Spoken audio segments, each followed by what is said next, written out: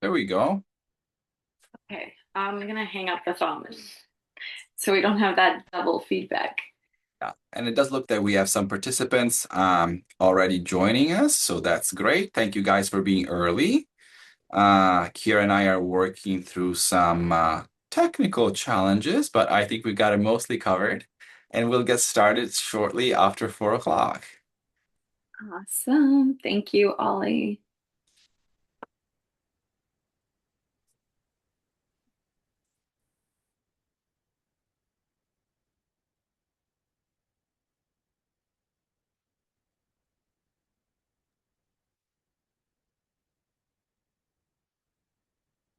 And I think it does show that I'm a panelist. Perfect. Because you are. Okay. And hopefully the screen sharing works and everything. But yeah, we'll just get started right at 4 and then Yeah, sounds good. we can record.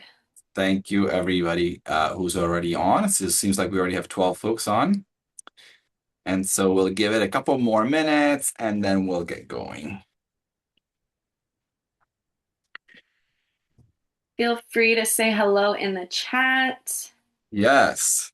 Um, so we have a chat that is available to, actually, let me just toggle it so it's available to everyone. So now you should be able to um, type anything you'd like in there.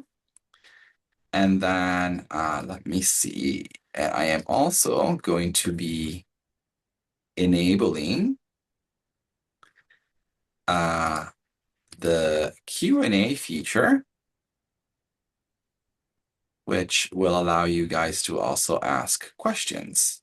And of course, whether it's the Q&A or the chat, they they both work. Perfect. All right. We're up to about 15 people. Sometimes, not unlike us, people have a little bit of a hard time connecting. So yeah, we'll wait a couple more minutes and we'll get started, right, a couple of minutes after 4 o'clock. Perfect.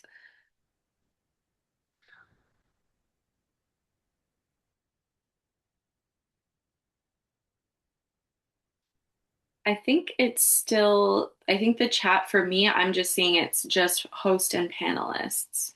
Let me change that or try to.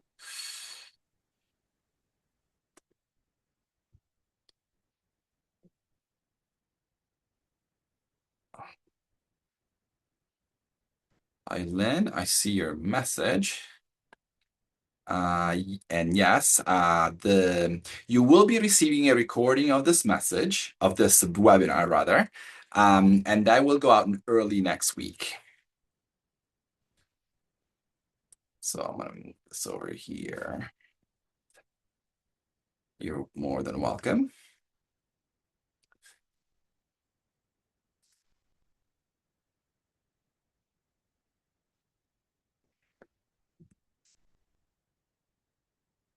How is that chat working?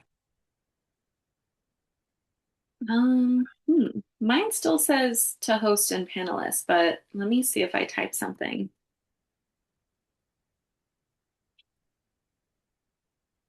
Because I toggled it on to everyone. Hey, Jen, good to hear from you. Oh, maybe I'm I just, see you in the Q&A. Somehow maybe the chat isn't working quite right, but I can see messages in the Q&A, so that's a good thing. Oh, I see the chat too.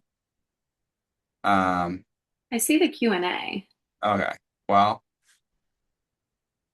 that's one out of two. Hi, Lynn. Hey, Jen. Hey, Lauren. I can't add to the chat. Thank you for letting me Jewel. know. I'll toggle it back to this, and then let me see chat here. Let me see. Chat settings. Huh, that's strange. It says that it should be available to everyone. Oh, here we go. I now found the right place. Hang on. Okay, let's try the chat now, folks. Ah, there we go. Yay. Yay. Oh, so nice to see so many faces in here. All right, should we get started? Yes. So why don't we do this? I will start with some introductions. And I'll start by introducing myself. My name is Alessandro. Jason and I own our OsteoStrong Center locations in Arizona. There is one in Scottsdale in McCormick Ranch. That's where Kira is based. And of course, our other location is in Phoenix, Arizona. And we have in the past held webinars similar to this for our Arizona Center, but today we have opened the invitation to folks and members in our Beverly Hills Center as well, out in California. And so we are excited to have added a few more people here. Maybe let me see it in the chat. Anybody logging in from the Beverly Hills Center? Um, Let us know if you're there. And so we do have a large number of registrants today, and it looks like out of the 80 plus people, we already have 22 people on, so that's fantastic. So enough about myself. Let me introduce Kira. She is one of our, Beverly Hills. Hi, Rosanna. And she is an amazing coach. She does a lot of great things for us. Not only she coaches our OsteoStrong members, but I'm gonna let her go through her certifications. But what I do know is a deep expertise in the body in general, yoga, breath work, and a lot of other things that really complete that well-rounded pictures of health and really add to our members' bone health journey. And so obviously we are part of the OsteoStrong mission for Jason and I is to continuously educate and provide resources to our members as to what bone health is all about, what health is all about, what are all of the different elements that can add to your best bone health outcomes. And we are constantly talking about nutrition, the right supplements, the importance of recovery, the importance of being able to manage our stress. And in March, we talked about, we had a Mindful March webinar hosted by Kira that was a great success. So this month, we are coming back with something that we perhaps don't talk nearly as much as we should, which is the importance of hydration and the importance of hydration for the fascia, what fascia actually even is, and how all of that ties back to what we are constantly talking about, which is our bone health. So with that introduction, I'm going to turn it over to Kira. She will go through her presentation. There will be some live Q&A at the end. And what I'll do in the meantime is turn off my camera and mute myself so I am not a distraction to the content. And I'd like to remind you all that you can use the chat, you can use the Q&A, and we'll try to address any questions that come up in there. And you can also use your reactions, which are kind of a fun thing to use. And they do things like this. And so that makes it just a little more fun and a little more interactive for everyone. So with all that, I'm just going to shut up and turn it over to Kira. Awesome. Thank you so much, Ollie. It's so nice to have so many people signed up for this webinar, especially even people out there in Beverly Hills. For those of you that know me, that I've worked with personally, you know how passionate I am about the human body and everything that we're capable of, and just giving all of the educational tools so that we can support these lifestyle changes and this overall development in your bone health, but also your overall health. So, as we talked about, today's webinar is really going to focus on the fascia, hydration, and how that ties into bone health. So, I'm going to go ahead and share my screen. All right, let's see. And then here, all right, can everyone? It says it's loading on my side. Okay, perfect. Hopefully everyone can see this. Can you guys just give me a little thumbs up if you Uh, can It see. does seem to be still loading, but on its way. It actually did show an image for a second, Oh, uh, and now it shows it's on trying to mine. load. Okay, I might just have to do what I did last time and not go into presentation mode. Oh, yeah, yeah. Sometimes that does create some challenges. Do whatever you need to do. I'm sure that All right, how can you see that? yes. Yeah. Okay. No, actually, oh, there it is. Yes.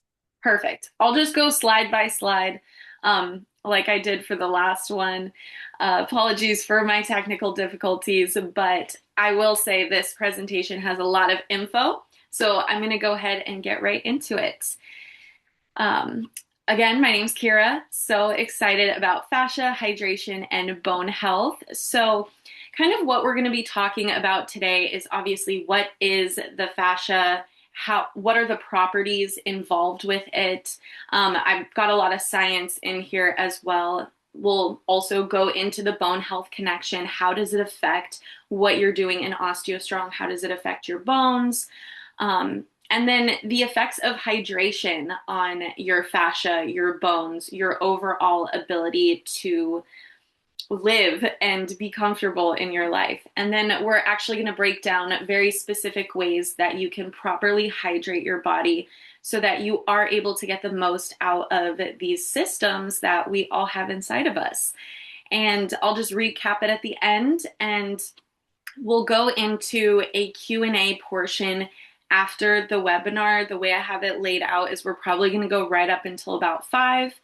And then at the end, there will be an additional 30 minutes I've set aside where if anyone wants to stay and ask more questions, I will definitely be here to help answer that. Alrighty, so what is the fascia? It is a triple helix collagen fiber web. So, similar to the DNA, how we have a double helix structure of different proteins, basically the fascia kind of mimics that, except there's a third strand in that braid that kind of weaves together this overall matrix of connective tissue. And it has different properties to it as well. It's polymorphic, viscoelastic, and piezoelectric, which, if you don't know what these mean, I'm going to break it all down for you. But essentially, what's so cool about the fascia is that it is polymorphic. So it has more than one form. It's not just one thing, it's multiple different things can fall under that classification of the fascia. So by changing these stages and these shapes, we have the overall kind of webbing matrix layer. We also have these thick bands that run up and down through the body, and we have about 9 of these major fascia bands. A lot of times ligaments, tendons, that's made up of connective tissue as well. And then there's also a fluid aspect to the fascia. So not only is it this solid kind of webby substance, it also can transform into a fluid. So polymorphic just means poly, multiple, morphic. It can change states or phases. And then viscoelastic, it just means that it has this viscous or liquid-like substance, but it can also go back and forth between an elastic solid-like substance. So when the fascia is stressed or compressed, it stores energy like a spring. So it kind of acts like your body's hydraulic shock absorption system. So, like in Kung Fu, when they beat you with a stick, what that's doing is it's compressing and targeting that fascia to help create that spring load, that shock absorption, so that you can take on force and load without it doing damage to your body. And the more that you train this, the more spring like you become. And then with the piezoelectric, um, that just means that, again, when you apply that compression, it also stimulates an electric charge in response. So, through the process of mechanotransduction, which is what we use here at OsteoStrong, we are applying that compressive force, stimulating the piezoelectric effect, as well as um, kind of that ability to change states. So, A smaller version of mechanotransduction is just everyday walking. Anytime you move or exercise, we have a tiny, tiny charge that comes from this due to the collagen fibers in the fascia holding everything together. Your skeleton is not just floating freely in space, it's actually held together by this tight webbing, this matrix. And that encasing, that enclosure, is always applying a very low grade mechanical pressure onto the bones. So, this over time, as we grow into adults, things like that, this um, pressure is stimulating your bones to react in the opposite way. It doesn't want to collapse under this pressure, it's actually strengthened by it. So when these osteoblasts detect this electrical charge, that signals to them to start laying down that new foundation of bone, new calcium, exactly where that stress occurred. At the same time, your fascia starts to lay down more collagen to help support that extra load. So it kind of all works so beautifully together. And when you don't load onto the fascia or load onto the bones, everything starts to slow down. It's kind of that use it or lose it old principle that we always talk about. Um, and so at OsteoStrong, you have a perfect opportunity here to load enough force onto your bones, stimulating that osteogenesis, but it's also going to help increase your fascia's capability as well. And that leads us into biotensegrity, which is a principle that if I've coached you, you've probably heard me talk about, especially people who are like, oh, my shoulder hurts. And I'm always like, okay, well, let's trace it back down. Um, and that comes from this principle of biotensegrity. So, an architect, Buckminster Fuller, coined the term tensegrity, which is basically the union of tension and integrity. So if you see these old sculptures, it basically uses these harder elements and these more cable-like elements to hold everything together through stress and tension. So it perfectly balances everything. And this is very similar to what our body does and how it holds us up and how everything works together. So, Dr. Stephen Levin actually turned tensegrity towards the human body and coined biotensegrity. How many people are on?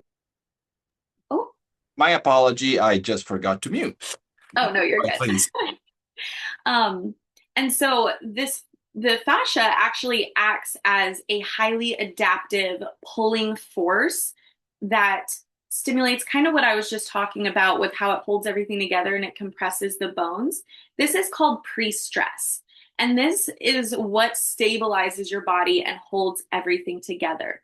So this pre-stress, this already existing pulling force is what stimulates the bones to start to resist that and become strengthened by that compression.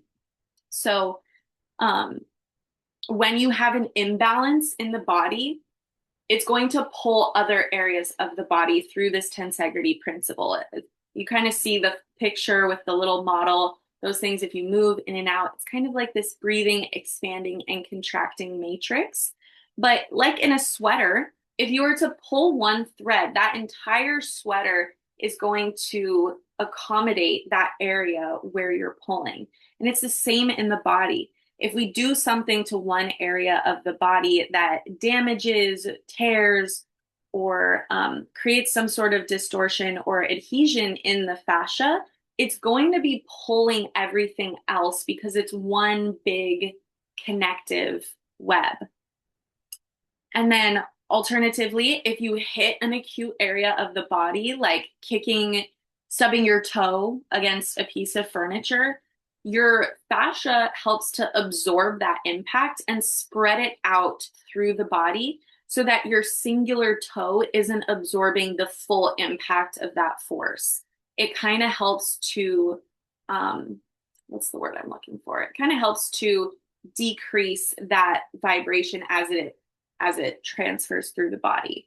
So This helps to protect you from fractures from everyday things. Obviously, the older we get, the less effective our fascia becomes through aging, and a lot of times just through dehydration and lack of stimulus. So, today we're really going to talk about how to stop this cycle from decreasing and actually start contributing to what your fascia can do for you.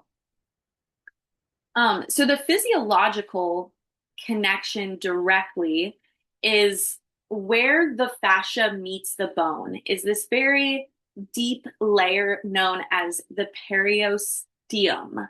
And this is basically that layer just on top of the bone of connective tissue. And this is really where that the minerals are able to be transferred through into the bone, and they're kind of anchored in that calcified outer cortical shell of the bone as well. So it helps to connect your bones to your muscles, your ligaments, your tendons. All of these things are kind of connected through this subtle connective tissue, which is the fascia. But again, it's not just a web, it's also this liquid that kind of moves through everything and encapsulates everything. Um, so when you pull on a muscle, it's going to pull a tendon, it's going to transfer through that periosteum, and then it's going to create that direct movement in the bone. The bones don't move themselves. The muscles are really what start that process, but their connection through the fascia to the bone is actually what helps. And that's why you may have heard of like myofascial release or things like that. And that's just the part of the fascia that surrounds and intertwines through the muscles themselves. That's what the myo comes from. And that leads into a little bit more about our fascia being kind of that hydraulic shock absorption system. So we take that raw impact of everyday movement, and this becomes our mechanotransduction, our mechanical stimulus, and it allows this matrix, also rich in fluid, to really absorb that impact, again, spreading it out through the body so that it's not taken from one single aspect. And then as it does this, it also stores that energy. So just like a rubber band where you have this elastic recoil, you don't stretch out the rubber band and then it just stays that way. You want it to have this elastin property where it can rebound and come back to that original shape, holding everything nice and tight, nice and taut within the body. So we need that to protect our bones from things like fractures and too much impact or too much force in a way that's actually going to cause injuries. And this is kind of where hydration starts to come in and become the link between the two. So the fascia is primarily made of this liquid. It's a collagen fiber, but it also has these little molecules in them called glycosamine glycans. Glycans? Yes, glycosamine glycans or GAGs. And these essentially are what make your fascia act like a sponge. It absorbs the fluid, it expands, it fills up, but when you squeeze it and compress it, it allows that flow. And then from that compression, when you open it back up, it kind of acts as like a vacuum, sucking more fluid in. And this process helps to keep everything moving and fluid and healthy. And when you are dehydrated, this sponge starts to dry out. And so it's no longer able to perform in the same kind of way. And it becomes brittle, sticky, stiff. And then this hyaluronic acid that's generated in this fluid actually starts to become more viscous like glue. And that's where things like frozen shoulder and things like that is when that connective tissue stops acting like a fluid gliding substance that allows everything to flow smoothly. it's actually going to start to stick and adhere to itself and become stiff and rigid. And this is what can cause things like chronic pain or a lack of range of motion. Um, so that's why keeping your fascia hydrated and allowing it to properly form that liquid that creates kind of a protective barrier around everything is super important. If we can help maintain that fluid state, this is going to also allow those nutrients to seep into the bone through that liquid. Alrighty, so this brings us to the extracellular matrix or the ECM. And this is kind of that fluid state that we talked about. So the GAGs as well as proteoglycans are going to kind of work together to generate this hyaluronic acid. So the cells inside the fascias are always secreting proteins, carbohydrates into this fluid extracellular matrix. It's kind of the soup that exists in our bodies. So when you think about, someone's like, hey, if you're on stage and you're scared, just picture everyone is like bodies of water. This is kind of what that's referring to. If I don't know if you've ever heard that, but I've definitely heard that. So it really is what helps you kind of visualize that we are made up so much of water, like 70 or 72% of us is this fluid substance that exists within and around everything. And so these where did it go? So these GAGs are going to carry a negative electrical charge. And if you think about water or H2O, hydrogen, and oxygen, these are going to have um, a slightly positive charge. And through that opposites attract law with magnets and polar opposites, this is going to attract those GAGs to bind to the water. And this bound water kind of starts to create this gel-like substance. And it's highly structured and it's pressurized. And this is what keeps the fibers of the collagen. Remember that triple helix? Think about like a braid. This liquid kind of coats those fibers, giving them some like room to bounce. If you think about like a protective gel layer around something, it's going to allow those fibers to slide together, allowing more motion, movement, and more effectively, it lubricates everything. It lubricates that webbing, that netting, and those fibers. And then this also is an interesting property of the extracellular matrix and the fascia kind of combined, which is that it can shift from this fluid into this gel. The viscosity of it can change based on temperature, movement, and hydration. So a lot of times it responds really well to warmth, especially women. You may have heard like cold plunges aren't the best for women's hormones and things like that. It's more so referring to this warmth within the fascia. This helps it expand. Like doing hot yoga, for example, is going to help more movement, more mobility, but you just want to make sure that you're replenishing that with the right kind of fluids. And we'll get into that as well. But when you have this bound water, this gel-like substance that coats everything moves more freely. And this is stimulated through movement. It's stimulated through giving it the proper nutrients that it needs through water and electrolytes. And conversely, when you're sedentary or dehydrated, this actually causes them to start to adhere and tangle to one another, becoming more of a stuck, rigid structure. So a lot of times when people lose mobility as they age, they start to shrink, they start to shrivel, they get stiff, tight, they can't move as freely. This is the fascia. This is the work that the fascia is doing to you.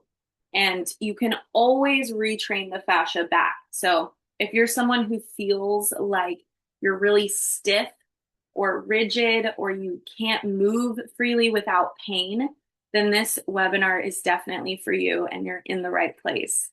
Um, Alrighty, so hydrating the fascia.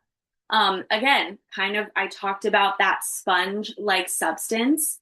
When you squeeze the sponge, all that fluid gets flushed out. And then when you open it back up, it all rushes in like a vacuum. So essentially, this is going to create a little bit of friction. Um, and it's also going to help kind of make everything make a little bit more sense. And what I mean by that is it kind of organizes it into a structure that can glide against itself.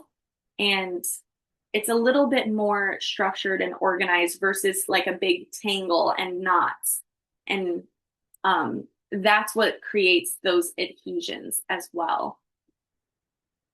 And then by rehydrating it, when you manually compress the fascia or squeeze it, you're stimulating that flow, that process of more in, more out, in with the old, out, or in with the new, out with the old. And it kind of acts as a pump for your entire body's system. You might be thinking, when you squeeze it, where does it go? It drains into your lymphatic system where that's responsible for draining waste out of your body and everything like that. And so that's why we do things like the vibration plates to help drain that lymphatic system as well. And that's releasing um, all of those toxins and things like that from the body. And if you guys have questions, please feel free to keep posting them in the chat. I'm not able to see it at the moment, but towards the end, I will be going back and checking in. I know I'm moving pretty fast and it's pretty dense with a lot of information. So I will be, don't worry, answering all of your questions and checking in with you guys to make sure this makes sense as well. And now for electrolytes. So how do electrolytes affect hydration? And the reason I added this in here is because they do affect hydration, but also because in our OsteoStrong centers, we will be starting to carry electrolytes coming soon. And you can always buy some nice, good quality electrolytes from us if you guys are interested in that, especially after watching this webinar. I don't know why you wouldn't be.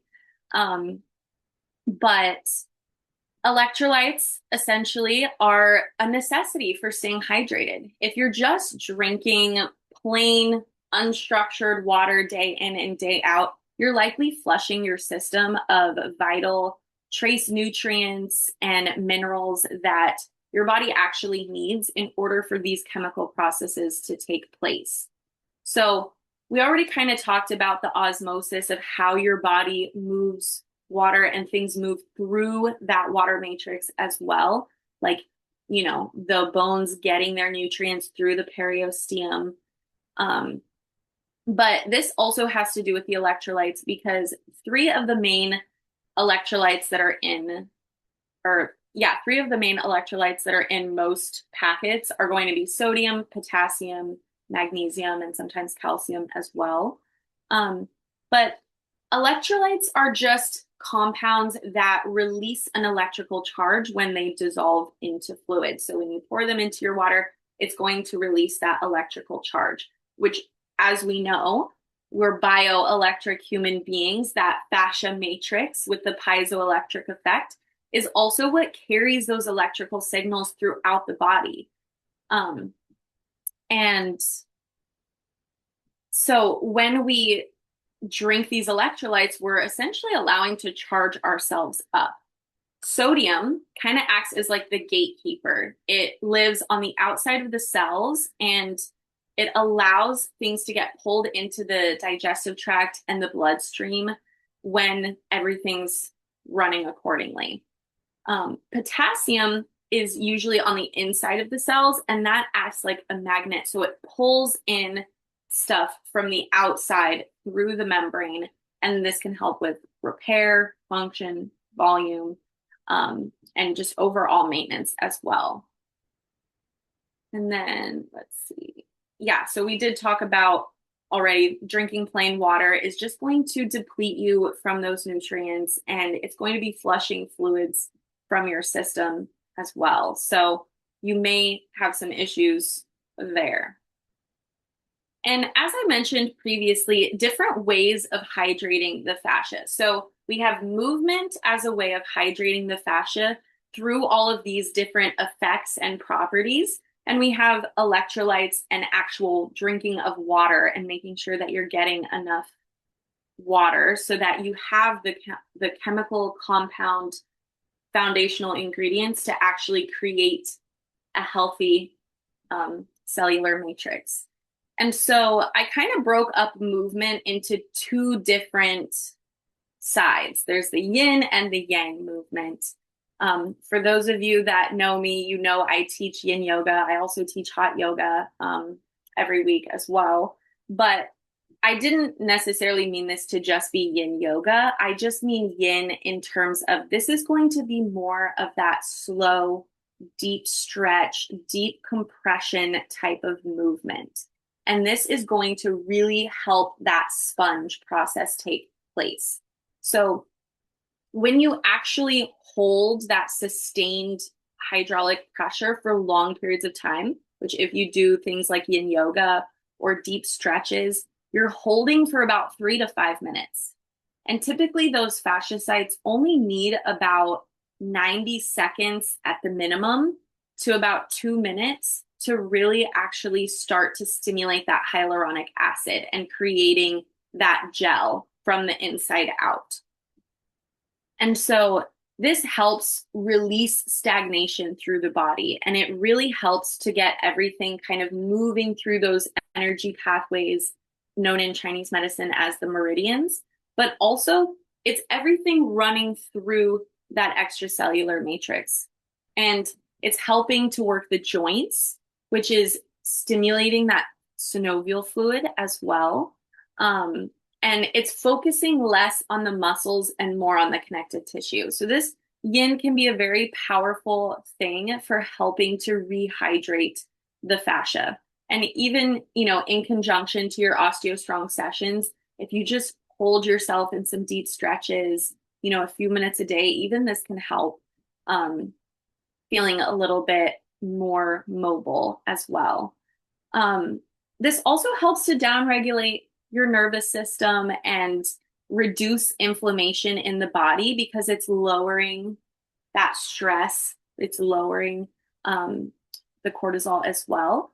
And in addition, with yin, it's going to be applying kind of a deep stress to the fascia. So you're actually lengthening and elongating these fibers, but not to the point where they're going to stay there because, again, they are elastic. So they will be able to bounce back if you don't pull them too far. And if you don't tear yourself or injure yourself, you're actually creating more reach and more movement. So for those of you who have done my breath work, you know that, when you inhale, you expand the lungs, and this actually kind of opens up the fascia from the inside because it's applying that internal pressure, pushing out.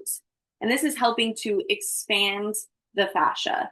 And same thing in yin. When you're holding these deep stretches or these deep poses, it's going to expand that, helping everything get flushed.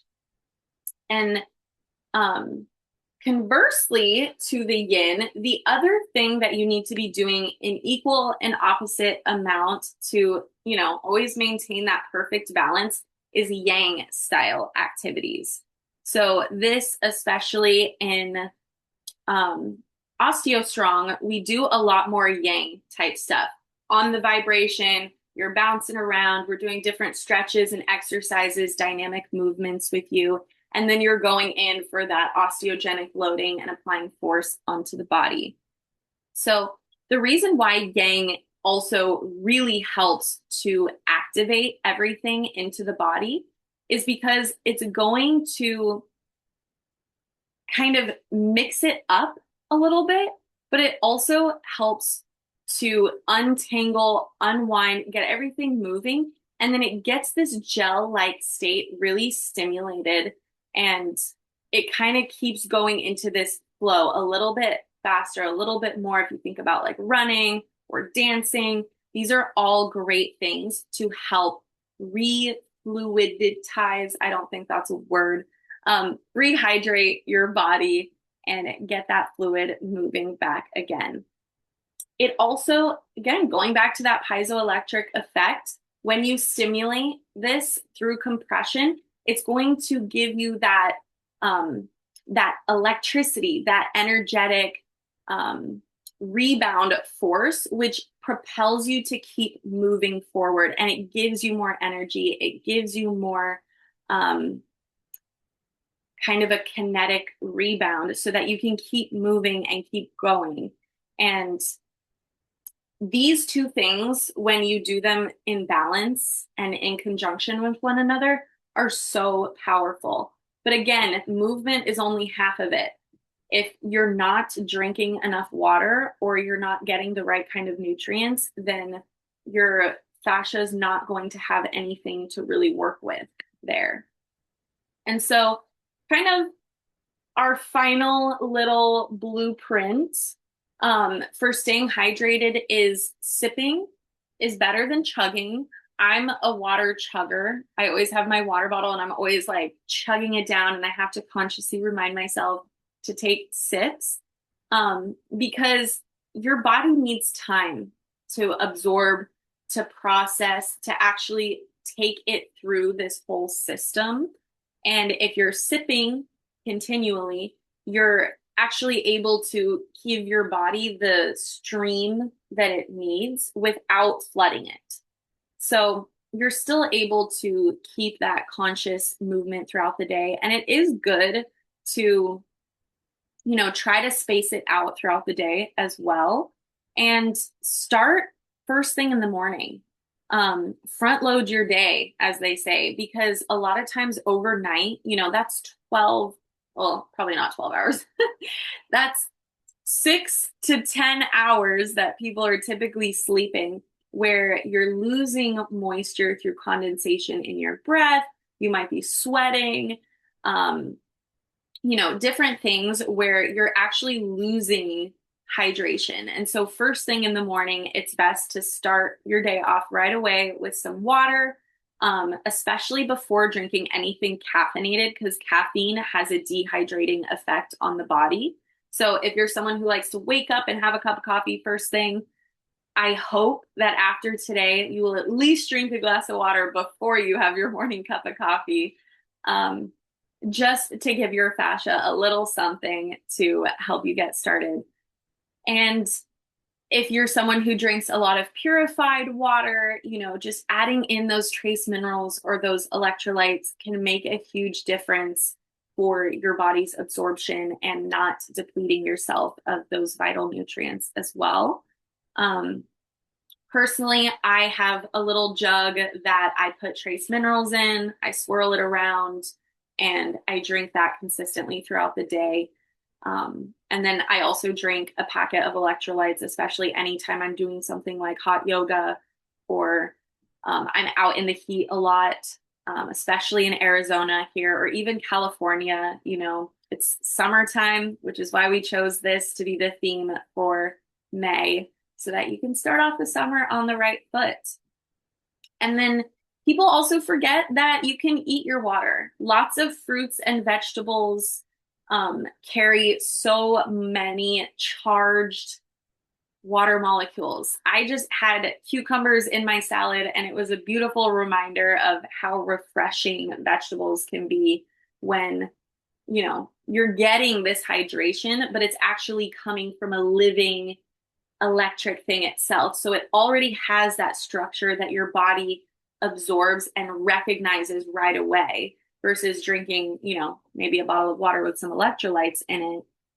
So always make room for your fruits and veggies and anything that is going to naturally hydrate you in that kind of sense. And if you're curious about things like that, you can always talk to Kim. She's our nutrition coach, and she can definitely give you a good plan for if you're looking for different types of nutrition that can also help you stay more hydrated. Alrighty. So just to recap, I know it was a lot and I actually went way faster than I thought I was going to. But to recap, the fascia, it connects to everything and everything starts from the ground up. Most of those major fascia bands connect in your feet and go up through the body from there.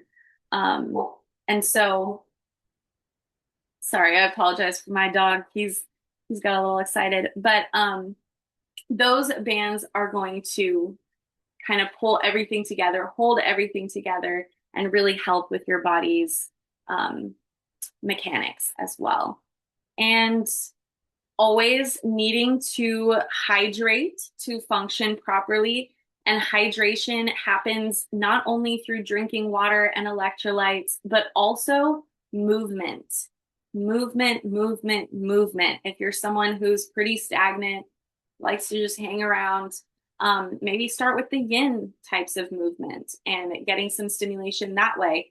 And then, once you feel good, you can get some balance in there. Maybe go for a walk, go for a run, dance it out, um, jump up and down with excitement because your bone health journey is fun. And I want everyone to enjoy their health as much as I enjoy learning about it and teaching about it.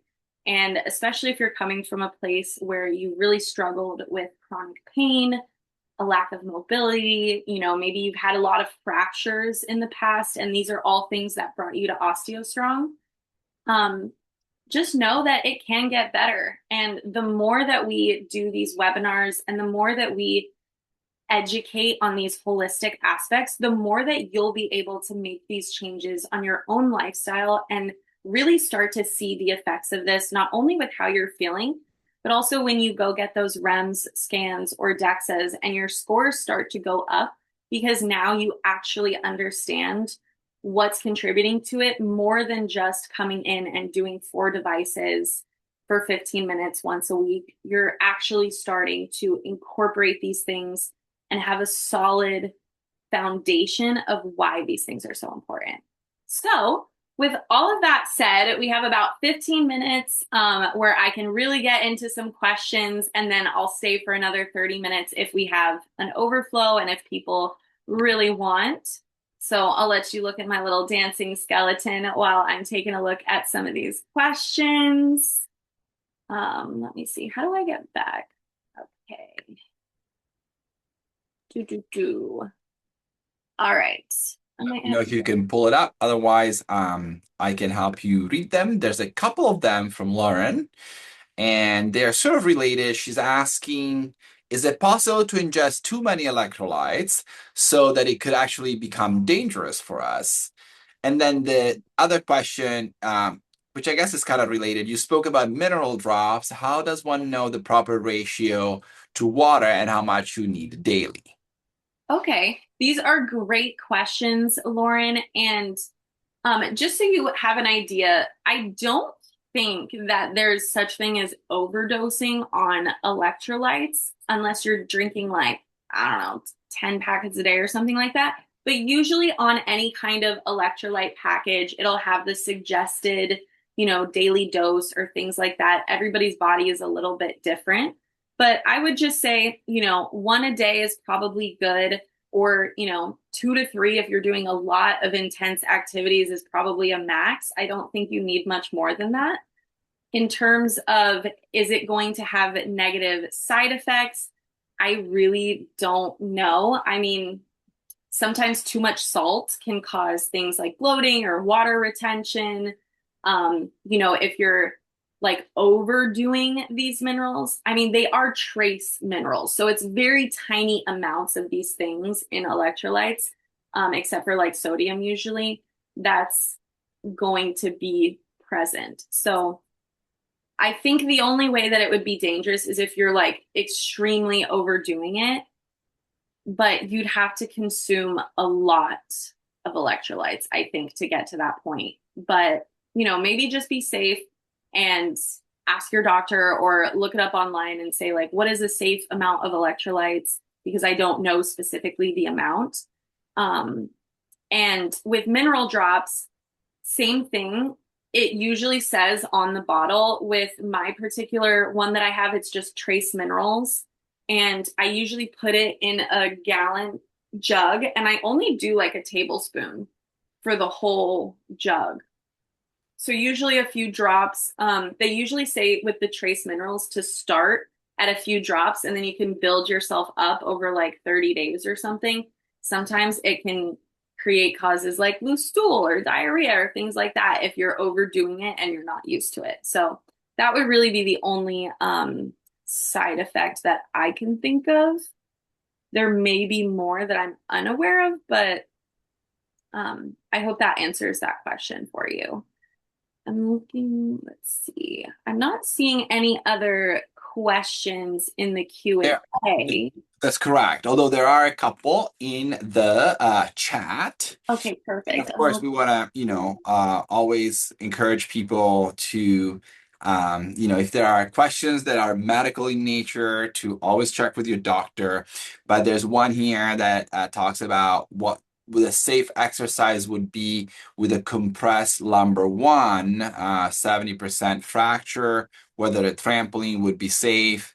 So in general, when folks come to OsteoStrong for the health of the bones, what we tell them is if you have been cleared by your doctor for exercise, then you are cleared for OsteoStrong. And so with an active fracture, that is, something that I would certainly check with your doctor first. But certainly as that starts healing in general, that, OsteoStrong can help that process. I don't know if you have anything else you want to add to that, Kira. Yeah. I was just going to say, absolutely, full disclaimer, we are not medical, we're not doctors, we're not here to tell you what to do with your health. This is purely for educational purposes. But just, I would say, yes, we do want to make sure that you're medically cleared for participation to come to OsteoStrong, and that's with exercise. If that fracture is fully healed, you can talk to your doctor about different kinds of exercises. I would probably avoid the trampoline while you have an active compression fracture. But doing gentle things like a decompression exercise for the spine could be helpful. But again, that would be something that you would want to talk to your doctor about to make sure you'd be cleared. But you can always ask them if some sort of decompression, like child's pose in yin yoga or things like that would work for you. And that might help just relieve some of that tension. And then let's see. Karen says, further explanation of the need for electrolytes. I previously believed that electrolyte beverages or packets were a mean for replacing the loss of electrolytes through intense exercise. Yes. So I think if I understand this question correctly, a lot of electrolyte beverages, they have sugar, they have all kinds of stuff. They taste different flavors and things like that. But really, the most important thing to keep in mind about the electrolytes or the trace minerals themselves is that charge. So, what you're looking for is something that's going to help recharge or restructure your water so that it can be absorbed into that extracellular matrix and be transformed into that fluid through that process of attracting those GAGs to the hydrogen molecules to create that hyaluronic acid. So if you're doing a lot of intense exercise and you're sweating a lot and you're getting a lot of these things, our body is continuously detoxing, even if we're not actively sweating a whole lot, which is a whole nother thing that I didn't mention too much, but sweating is actually really healthy for your fascia and it helps keep this process going so that you're not getting clogged.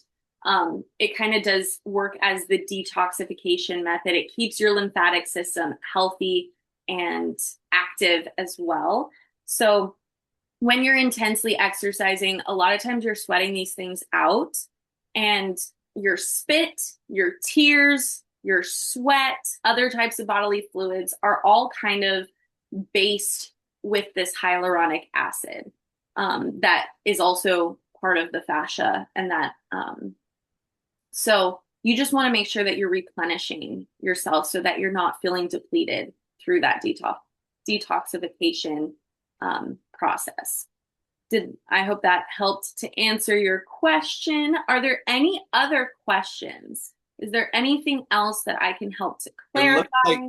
looks like Francis added maybe more of a comment than a question to the Q&A. Can you read that? Otherwise, I can read it for Oh, you. yeah. Yeah. Francis says, I started taking electrolytes, one packet in March, given a suggestion from a PT. It really helped with nighttime leg cramps. I had my MD do an electrolyte panel and nothing changed from the prior readings. So at least you notice that it helped with your leg cramps.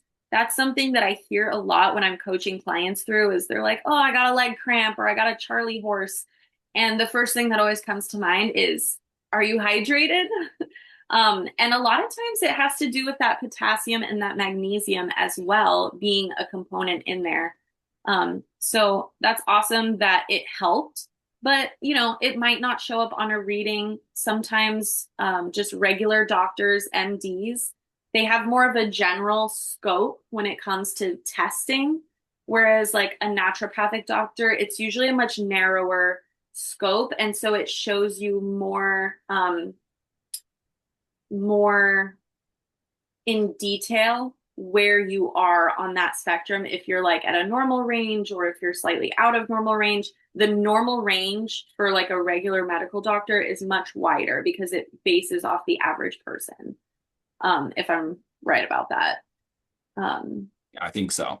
It's sort of the whole conversation in differentiating between a normal range, which is quite broad because it involves 90% of the population, and then the optimal range, which is, if you yeah, really want to be performing best in terms of how you feel and your health, it may not be that broad of a range. You may want to look like more the 25 or 50% of the people who are doing best. absolutely. And yeah, with that, I would just say as long as you're feeling better, I mean, that's really the most important thing, right? Like feeling healthy, feeling strong, able to do the things that you want to do without the pain or the limitations. I would say that's a more clear indication of success sometimes than just a number on a piece of paper, which, yes, tracking data is super important. And that's how we, track progress and see how things are really effective. But in my personal opinion, I would say that how you're feeling is a huge indicator of if something is working or not for you. Okay, I don't see anything new being added. Are there any other questions or comments? And yeah, feel free to, let us know whether I learned so much today. I have to say, yes, those slides were very dense, and it was really, really helpful to not only learn the new concepts, but also kind of see them written down on those slides, because then when I go back and watch the webinar again, I know that they'll be there and I can kind of read through it. And there's a lot to absorb, so it can take a little longer, right? Yes, Yeah. yes. Again, I got a little over enthusiastic with my information, and I tried to keep it clean and simple while I was presenting and, make it as understandable and absorbable as possible. But Jen says she finds that stretching helps her a ton. Yes, thank you. Lauren says, thank you so much. I learned a lot. See you Sunday. Lauren is one of my people that comes to my yin classes. So if anyone wants to see her out there. Um, and then let's see. So, how do I feel about the injections doctors want to push on us, says Rosanna. So, that's more a matter of like personal opinion on things. I would say do your due diligence and research what specific injections. Some clients have reported to me that getting things like the hyaluronic acid injections or different things like that actually really help them. And then other people, they don't like the injections so much. I would say do your due diligence, research what particular injections the doctor is trying to push on you, and figure out if those benefits are in alignment with what you're looking for. Um, how do we track our fascia progress? So this is something that it's really hard to track those data points. Kind of like with bone health, you can look at a DEXA or a REM scan and know if you're in osteopenia, osteoporosis, or if you're improving or decreasing. Um, with the fascia, you'll know based on how you feel and how you're able to move. If you're feeling stiff and rigid and, pain, or like if, getting some sort of like hit on you or stubbing your toe is really intense and painful, your fascia probably is not functioning optimally. So doing things to help increase that optimal functioning, you'll be able to feel the difference and you'll know based on your range of motion, you'll know based on kind of just overall how you're feeling. If you're feeling spring loaded versus if you're feeling kind of heavy and bogged down. Um, Rosanna says she's personally against it. She's read a lot about them, and in my opinion, side effects are not worth it. And that is your call, Rosanna. You definitely don't have to do those shots if you don't want to. And that's why we have these kinds of educational webinars and things like OsteoStrong available, is for people who want to take that more natural, holistic approach, doing things from the inside out. Um, Oh, thank you, Suzanne. I'm so lucky that you're in the OsteoStrong group. Okay, let's see. Is it true that strontium disguises the DEXA since strontium is heavier than calcium? I haven't heard much about that. I do know that strontium helps to pull the calcium where it needs to go in the bone. And I think I read a study way back when about strontium uh, maybe giving false numbers on a DEXA, but what I Maybe, heard maybe I more can. medications. Yeah, let me add on to that. Thank you for the first part of the answer, and I can give the second part of the answer. Is this there is a little bit of truth in that, and so strontium. Maybe I'll turn my camera on since I'm talking. Strontium is indeed a heavier element than calcium, and so when we're trying to put an X-ray beam through the bone to measure the bone density. Let's see if this camera won't come on, but anyway, you guys know what I look like, doesn't matter. Oh, there it is. So what happens is that it can, well, the technical term, it would attenuate that X-ray beam to a slightly larger degree than if you were not taking it. However, so that effect exists. However, that effect is very, very, very small. So it's not like your DEXA result is going to be completely wrong because of that particular fact that there's a little bit of strontium in your bones because, for example, you've been taking the Algical bone builder pack that contains the strontium boost. So I would not worry very much about that, and the strontium that is present in Algical has been found to be safe. Um, and the reality is that when it comes to DEXA, the machine-to-machine variation and the inaccuracy of DEXAs in general are going to be a much, much bigger effect than any false inflation of your result that you may get from the strontium. And by the way, if instead of choosing DEXA, you choose REMS, that is an entirely different technology. It does not use X-rays. And so the fact that strontium is heavier than calcium doesn't really play any part at all in the way that the signal is interpreted by the machine. And so in that case, if you're getting a REMS, you don't have to worry about your reading at all. I hope that covers it. I know it's a little complicated. Awesome, Ollie. That was perfect. Alrighty. Any other questions? It's officially Five five to o'clock. one. So Yeah. perfect. I thought I was gonna go over, but it was perfect. Well, so if there are no other questions, first of all, I would like to thank Kira. This was incredible. So much information. Let me see. Oh, one No, last oh, yeah, question. so Rosanna, like, and add on to the same question. So DEXA and RAMS, they both measure bone density. In addition, RAMS also measures the bone quality. So that's why we say with RAMS, you get not only a more accurate measurement of your bone density, but also a more complete measurement of your bones in general, because you get the same density data that you get from DEXA, just more accurate, and you get the other half of the bone equation, of the bone strength equation, which is the quality. And so that's why we prefer RAMS over DEXA. It's just a more accurate and more complete picture. So I guess people sometimes ask me, is RAMS a good substitute for DEXA? And I would say yes, absolutely. Um, and okay, so you're welcome. I'm so happy that I answered your question. And again, thank you, Kira, very much. This was great. As a reminder, everybody who registered for this webinar, we will get an email next week with the recording. And also, we do post these on our YouTube channel.